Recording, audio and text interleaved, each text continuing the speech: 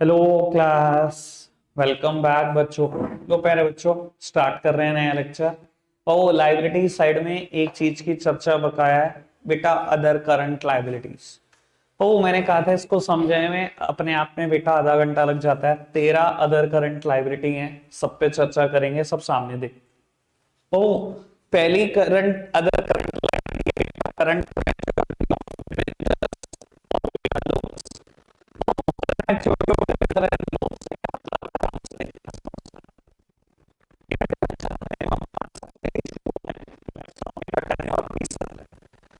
बेटा एक कंपनी है जिसने बेटा डिवेंचर इशू करे 30 जून 2010 में फॉर 15 years। ठीक है, और वो मैच्योरिटी हुई है समझ लो 30 जून, ये समझ लो 2025 में। ठीक है बेटा, पहले साल 31 मार्च 2011 में आपने डिवेंचर को कहां दिखाया था? Long term borrowing. भाई लॉन्ग टर्म बोरोइंग है तो पार्ट है डिवेंचर। तो वो 2012 में 31 मार्च को लॉन्ग टर्म बोरोइंग। ये कहानी चलती नहीं बेटा, 31 मार्च 24 को कहां दिखाया? Long term borrowing. 7 साल है अभी तो। बेटा 31 मार्च 25 आ गई, 3 महीने के बाद डिवेंचर के पैसे देने। बेटा डिवेंचर लॉन्ग टर्म रहा क्या? सच में नॉन करंट लायबिलिटी है। 12 महीने नहीं है बेटा, 3 महीने बाद पे करना। तो वो उस टाइम पर ये हो जाएगा अदर करंट लायबिलिटी। बेटा शो करेंगे इसको करंट मैच्योरिटी ऑफ डिवेंचर, और सेम बात अगर किसी लोन के लिए तो उसको भी शो करेंगे। कोई दिक्कत, कोई परेशानी तो नहीं? पढ़ाया तो है। Then बेटा matured debenture and interest there on same matured deposits and interest there। matured deposit का मतलब जो छोटे public deposits है, तो वो public deposit और debenture में सिर्फ एक अंतर है कि ये secured होते हैं, unsecured accounting वाइज। बाकी तो कोई फर्क नहीं है, ब्याज इसमें भी है ब्याज इसमें भी है। तो जो बात इसके लिए बोलूंगा अगर टॉपिक ऐसे ही। तो मान लो कंपनी ने डिवेंचर इशू किए, मान लो उसकी मैच्योरिटी 28 मार्च को हो गई है। मेरा फाइनेंशियल ईयर क्लोज होता है 31 मार्च को। ठीक है, मैंने बेटा आरटीजीएस करना था अपने सभी के सभी बेटा डिवेंचर होल्डर को, उनकी अमाउंट रीपे करनी थी, रिडीम हो रहे थे डिवेंचर। ठीक है, तो 28 मार्च से लेकर 31 मार्च तक मान लो बेटा कुछ ऐसा हुआ कि कंपनी कर नहीं पाई, तो हम डिवेंचर की अमाउंट एक सिंगल डे में डिले नहीं कर सकते, ना तो प्रिंसिपल ना इंटरेस्ट, वो कंपनी बंद करा सकते हैं। पर बेटा हम कर नहीं पाए, 4 दिन तक उनकी पेमेंट नहीं कर पाए। 31 मार्च को शो क्या करोगे? लॉन्ग टर्म हो रहेंगे डिवेंचर, कब देने उसके पैसे? कायदे से तो दे ही देने चाहिए थे, पर दिए नहीं है तो क्या करोगे? बेटा देने तो पड़ेंगे, एक आध दिन में कंपनी थोड़ी बंद करानी है। तो आप क्या शो करोगे उसको? Matured debentures. मैच्योरिटी हो चुकी है, मैच्योर्ड समझते ना, पास्ट टेंस है। मैच्योर्ड डिवेंचर, और अगर कोई इंटरेस्ट है वो भी कहां लिखोगे? करंट लायबिलिटी में। सेम बात डिपॉजिट्स के लिए। कोई दिक्कत, कोई परेशानी तो नहीं? तीनों बातें क्लियर हो गई आपको? कुछ ही याद रही बेटा? अच्छा, तो वो तीनों बातें ओके, कोई परेशानी तो नहीं? और फिर 5-10 मिनट के लिए पेंडिंग, आगे बढ़ाते हैं बात को। Sixth one is unclaimed unpaid dividend. तो बेटा आज की तारीख में तो ये हो ही नहीं सकता, पर वो पुरानी चर्चा है, पेपर में आज भी पूछा जाता है, कोई अनक्लेम्ड डिविडेंड देते कोई अनपेड, पर समझ लो इस चीज को। और वो आप एक कंपनी हो, सभी शेयर होल्डर का आपके पास एड्रेस रहता है, आज आप बेटा सबको डिविडेंड दे रहे हो। पुराने जमाने में डिविडेंड कैसे आता था? सबके घर चेक आता था, पोस्ट में लेके आता था। अब वो कंपनी ने चेक भिजवा दिया एक पर्सन के एड्रेस पे, मान लो किससे का डिविडेंड बैठता है 5,000 रुपए, 5,000 का चेक चला गया। अब वो एड्रेस बदल चुका है, चेक बार बार वापस आ रहे हैं। एक बार ट्राई किया कंपनी ने, फिर वापस आ गया, दोबारा किया, पोस्टमैन जाता है घर पे, कोई नहीं आता है, पोस्टमैन फिर वापस लेके 2-3 बार कंपनी ने ट्राई किया, और बेटा वो वापस कोई दिक्कत नहीं। बेटा रिकॉर्ड कर लो, अदर करंट लायबिलिटी किसी भी सेकंड राइज हो सकती है, लायबिलिटी तो कभी भी राइज हो सकती है ना। ये तो अगले दिन भी हो सकती है, अगले दिन ही पर्सन आपके एडवोकेट आ जाएगी, मेरा डिविडेंड का चेक नहीं मिल रहा, अगले दिन भी आ सकता है। तो बेटा क्या बोलेंगे इसको? Other current liability. पर आज की तारीख में कभी हो नहीं सकती। क्यों? कंपनी पूछती नहीं आप जिंदा हो गए, नहीं, आपके बैंक अकाउंट में सीधा पैसे आते हैं, सीधा पार्टी के साथ ही। अब चेक नहीं आता है, ये पुराना काम था, कोई दिक्कत कोई परेशानी तो नहीं। और ओके अभी तक देख लो बेटा, 1 2 3 चौथा और पांचवा मैंने छोड़ा हुआ, सिक्स्थ डन। आगे बढ़े बात को। सेवन तो रेट मेरा पढ़ाने का मूड नहीं है। आउटस्टैंडिंग एक्सपेंसेस और income received in advance that means unaccrued income. मेरा पढ़ाने का मूड नहीं, 11th क्लास में सब पढ़ के आते हैं, फिर भी अगर किसी को नहीं आता तो पूछ लो, वरना पढ़ो आके। आउटस्टैंडिंग सबको पता है ना, expenses incurred but not yet paid. तो ऐसा हो सकता है, मान लो किसी ऑर्गेनाइजेशन में सैलरी देने का कल्चर ये है कि बेटा जब पूरे महीने में कोई काम कर लेता तो अगले महीने की 1 तारीख को आप सैलरी देते हो, मान लो ये कल्चर है, ठीक है। पूरा अप्रैल मंथ काम किया, 1 मई को सैलरी देंगे, पूरा मई मंथ काम किया, 1 जून को सैलरी देंगे, पूरा जनवरी काम किया, 1 फेब, पूरा फेब, 1 मार्च, पूरा मार्च, 1 अप्रैल, 31 मार्च को आप अकाउंट क्लोज कर रहे हो। 31 के 31 एम्प्लॉय काम कर चुका, आपने सैलरी नहीं दी, अगले दिन सुबह देनी है, पर बेटा 31 मार्च अकाउंट्स तो क्लोज कर रहे हैं, क्या शो करोगे इसको? ये नहीं शो करोगे सैलरी ऑप्शन कि सारे मेरे पूरे महीने काम कर दिया, मैंने तो परफॉर्म नहीं करा, मेरी तो सिर कर दिया, नहीं तो लाइबिलिटी उसको पैसे देना होगा, उसने 31 दिन काम कर लिया ना आपके लिए। तो ये होते हैं आउटस्टैंडिंग एक्सपेंसेस, ठीक है।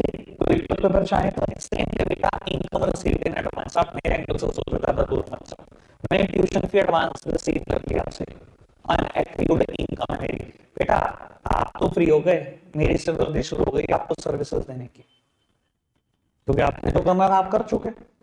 इनकम रिसीव करते ही बेटा, अगर आप एडवांस इनकम रिसीव कर चुका, हमेशा आपकी जरूरत है बेटा, हमेशा आपकी लायबिलिटी है, तो दिक्कत को परेशानी को नहीं बढ़ाएगा आपको आगे।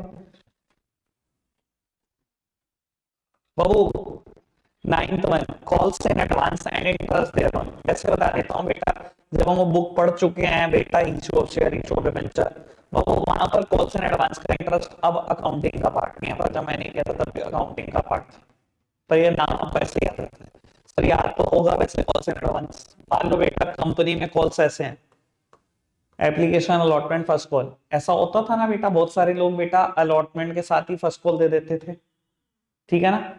और बाबू अभी आपने फर्स्ट कॉल मांगी भी नहीं, पर उसने दे दी है बेटा। बाबू आप बता देता हूं, जब भी कॉल्स इन एडवांस आती है, कंपनी 6% सालाना ब्याज देती है बेटा, कॉल्स इन एरियर पे 12 और कॉल्स इन एडवांस पे 10, शायद सॉरी, कॉल्स इन एडवांस पे 12, कॉल्स इन एरियर पे 10। बाबू कॉल्स इन एरियर्स हो तो आप क्या करते हो बेटा, चार्ज करते हो उनसे ब्याज, ठीक है जी, और कॉल्स इन एडवांस हो तो आप बेटा ब्याज देते हो उनको, ठीक है जी। अब मैं कहता हूं एक आदमी ने बेटा अलॉटमेंट के साथ ही एडवांस दे दिया, तो यहां देगा क्या फर्स्ट कॉल पे? नहीं देगा, पर बेटा ब्याज भी देनी पड़ेगी उसको। और मान लो मैं कहूं इन दोनों के बीच में फाइनेंशियल ईयर क्लोज हो रहा है 31 मार्च है, मान लो बेटा ये आपने अलॉटमेंट मांगी 28 फेब को, और ये अभी 31 मई को मांगनी है, फाइनेंशियल ईयर क्लोज है, क्या शो करोगे?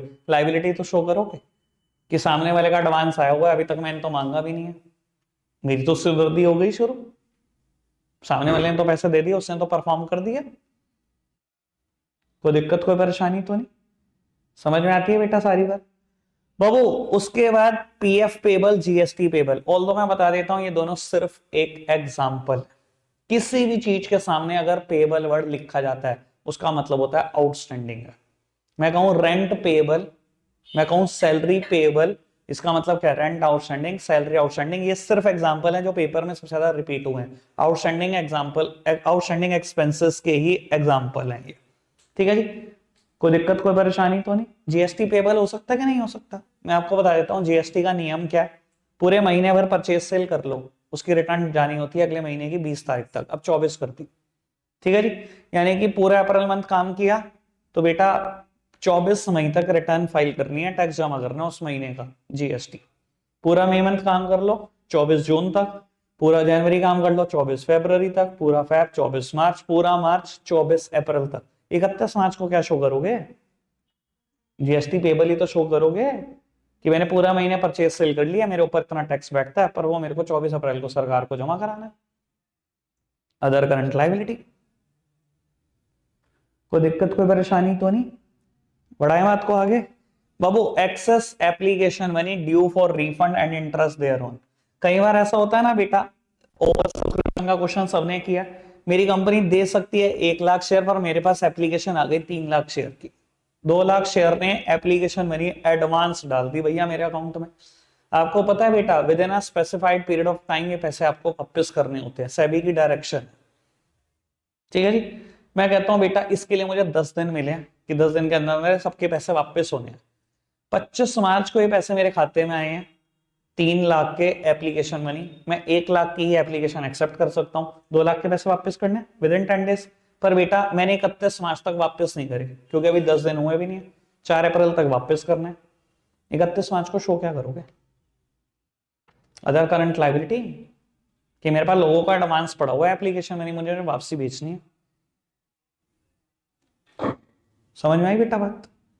कोई दिक्कत कोई परेशानी तो नहीं बाबू? Last, advances received from customer. बेटा नॉर्मली तो लोगों के उधार होते हैं, लोगों के डेटर होते हैं, लोग कस्टमर को हम उधार देते हैं, पर जो कुछ अच्छी कंपनियां होती हैं उनमें सिस्टम ये है बेटा कि एडवांस पहले चला जाता है, फिर गुड्स प्रोडक्शन होके आपके पास तक आते हैं।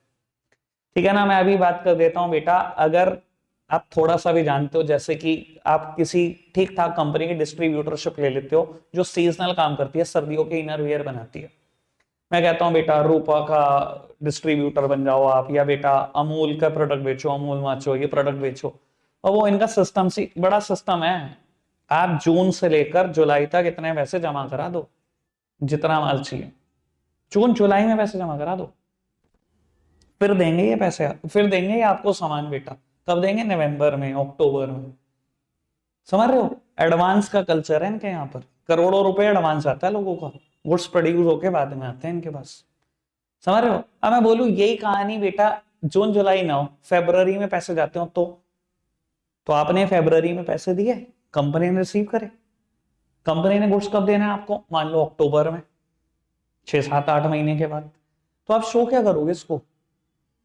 Other current liability, advances received from customer, कि कस्टमर से एडवांस आया हुआ है, मेरी सिरदर्दी है उसको गुड्स देने की, मेरी जिम्मेदारी, मेरी लायबिलिटी है उसको गुड्स देने की। उसने तो जो करना था परफॉर्म कर ही दिया, कोई दिक्कत कोई परेशानी तो नहीं? All okay? पक्का?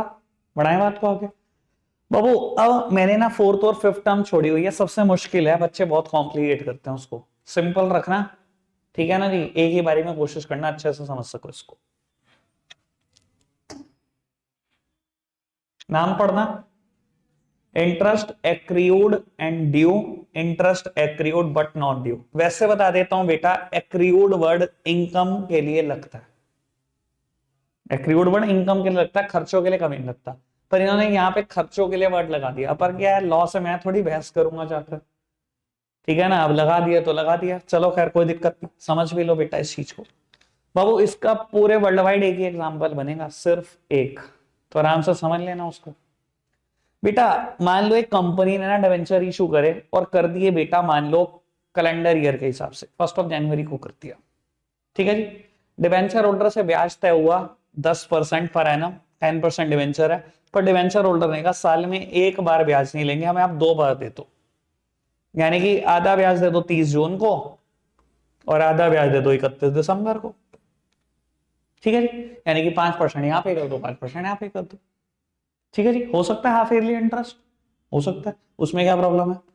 अब मैं कहता हूं आपने 30 जून को पे कर दिया, पर आप फाइनेंशियल ईयर ही फॉलो करते हो, 1 अप्रैल से लेकर 31 मार्च, ये मान लो बेटा आपका फाइनेंशियल ईयर 23-24 है, ठीक है जी?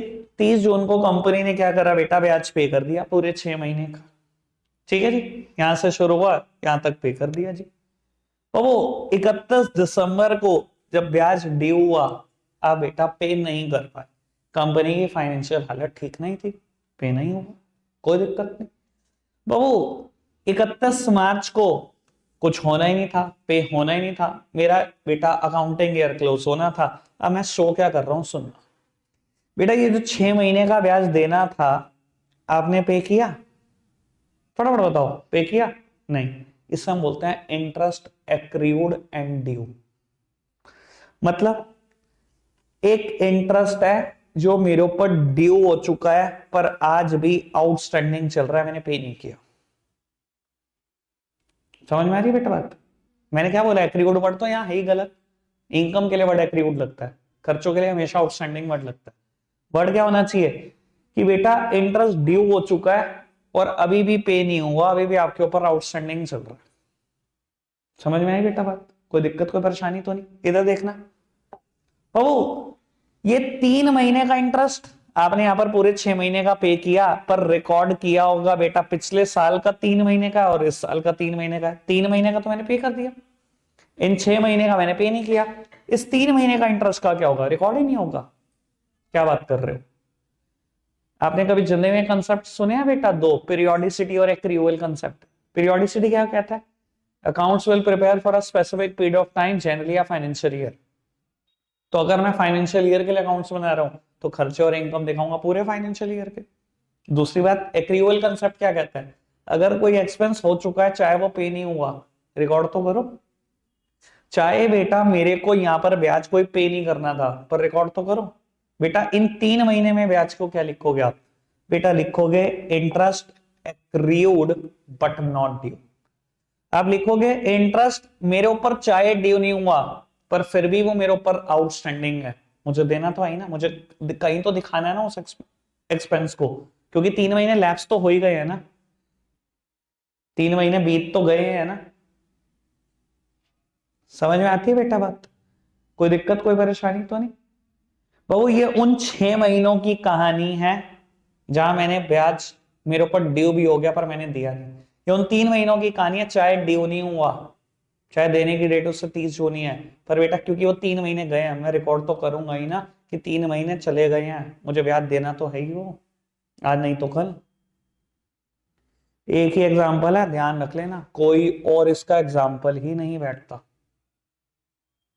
कोई दिक्कत कोई परेशानी तो नहीं। मैंने बेटा सभी अदर करंट लायबिलिटी डिस्कस कर दी, अब बेटा मैं आ रहा हूं एसेट साइड पर। बाबू एसेट साइड में क्योंकि आपको पता है बैलेंस शीट का ये वर्टिकल फॉर्मेट है, जहां लायबिलिटी खत्म हुई बिल्कुल नीचे ही मैं एसेट्स लिखनी शुरू कर दूंगा। फॉर्मेट वही है, particular note number figure as at the end of current year, figure as at the end of previous year. अगर मेरा करंट ईयर 31 मार्च 24 है तो बेटा प्रीवियस ईयर 31 मार्च 23 होगा।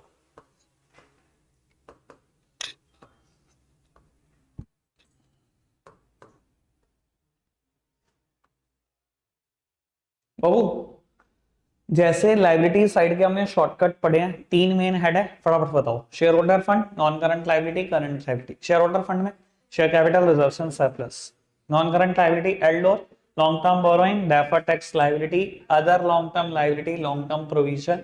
शॉर्ट टर्म एस्टॉस, short term borrowing, trade payable, other current liability, short term other current liability, short term provision. अब वो liability side में दो ही मेजर हेड है, पहले का नाम है नॉन करंट एसेट्स और बेटा दूसरे का नाम है करंट एसेट्स। दो ही मेजर हेड है, ठीक है जी। बाबू दो मेजर हेड के भी अलग अलग शॉर्टकट है। बाबू इस शॉर्टकट को हम पहले लिखा करते थे लास्ट ईयर तक FNDLO, लेकिन बेटा FNDLO में ना पहला F फिक्स्ड एसेट्स था, पर बाबू कंपनी लॉ ने इस साल बेटा अमेंडमेंट करके थोड़ा सा नाम बदल दिया इसका। कोई दिक्कत नहीं, बदल दिया तो ठीक है जी। सर अब वो FNDLO नहीं रहा, अब हो गया PNDLO,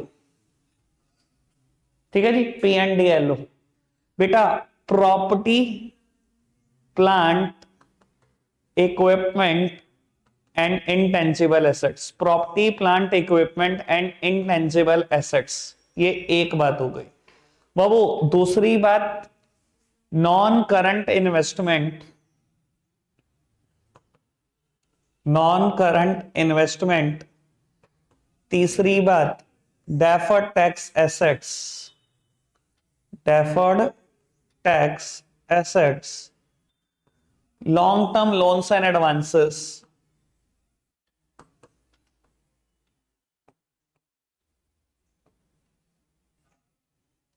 और बेटा अदर नॉन करंट एसेट्स।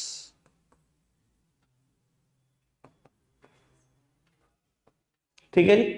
बाबू ऐसे ही अगर करंट एसेट्स की बात करूं तो इसका शॉर्टकट है बेटा सेट CSO, सेट CSO, ठीक है जी। बाबू current investment, current investment, inventories, trade receivables, जिनको याद है उनको तो याद है ही भैया, मैं कह रहा हूं मेरे को 2013 से ऐसे ही याद है, तो आपको भी ऐसे ही याद रहेगा पूरी जिंदगी, देखना। Trade receivables, cash and cash equivalents, cash and cash equivalents, short term loans and advances और other current assets. Short term loans and advances और बेटा other current assets.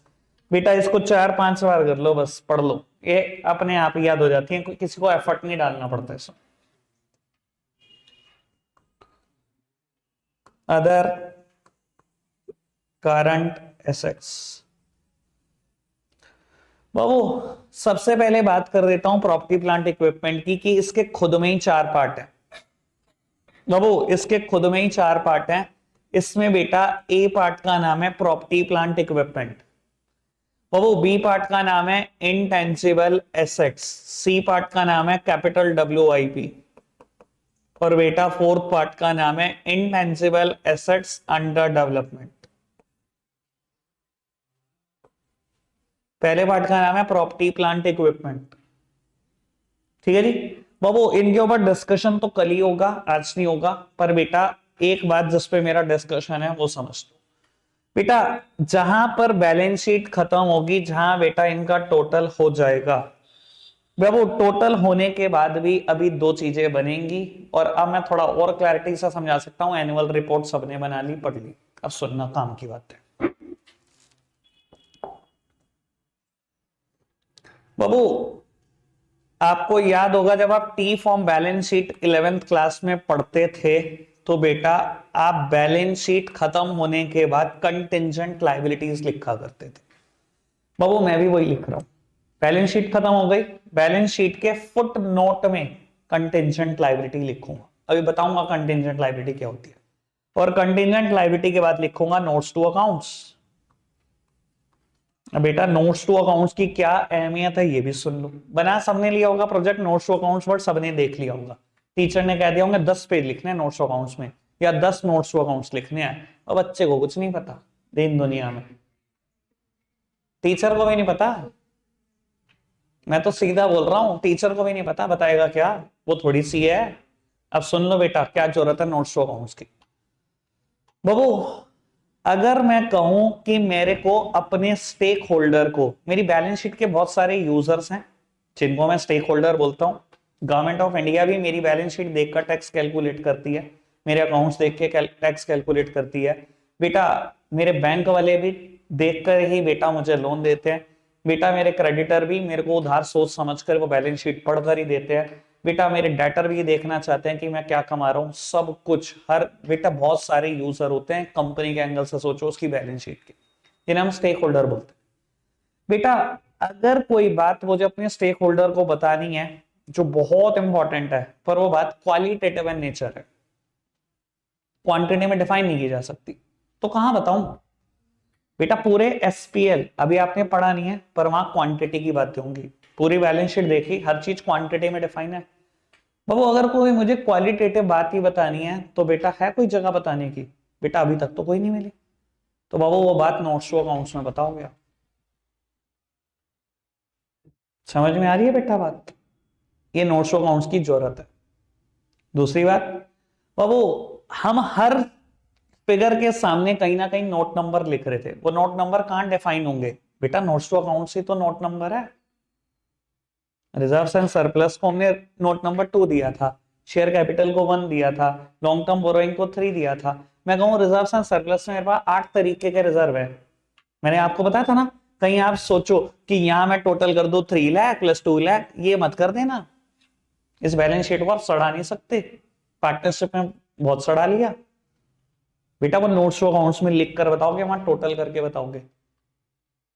Reserves and surplus में सीधा लिखा है 8 लाख, भैया मेरा स्टेक होल्डर को कैसे पता लगे रिजर्व्स एंड सरप्लस कौन से रिजर्व्स हैं आपके पास 8 लाख के। तो उसने नोट नंबर 2 पढ़ा, अच्छा SPR है 1 लाख का, अच्छा कैपिटल रिजर्व 4 लाख के हैं, अच्छा सरप्लस हुआ था 3 लाख का, अच्छा 8 लाख ऐसे हैं। समझ में आया नोट्स टू अकाउंट्स की जरूरत, कोई दिक्कत कोई परेशानी तो नहीं, क्लियर है बाबू। अब मुद्दा उठता है कंटिंजेंट लायबिलिटी क्या होती है। लो जी 1 मिनट दो और मुझे, मैं खत्म। बेटा मैं हमेशा फर्क बताता हूं लाइबिलिटी प्रोविजन और कंटिंजेंट लाइबिलिटी का। बेटा लाइबिलिटीज वो होती हैं जिनका हो जाना सर्टेन हो चुका है, यानी कि इवेंट इज सर्टेन, और बेटा जिनकी अमाउंट भी सर्टेन हो चुकी है उन्हें लाइबिलिटी बोलते हैं। जिनका होना भी बिल्कुल सर्टेन हो चुका है और जिनकी अमाउंट भी सर्टेन हो चुकी है। ठीक है जी। बाबू प्रोविजन जिनका होना तो सर्टेन है पर अमाउंट का कुछ आता पता नहीं, just like provision for bad and doubtful debt. मैंने 10 लाख रुपए का उधार मार्केट में बांट दिया, ये तो पक्का पता है पैसा मरेगा, पर ये नहीं पता कितना मरेगा, तो मैं अंदाजा लगाता हूँ जी 5% प्रोविजन बना लो जी, 7% बना लो जी, 2% प्रोविजन बना लो, अंदाजे ही तो है मेरे।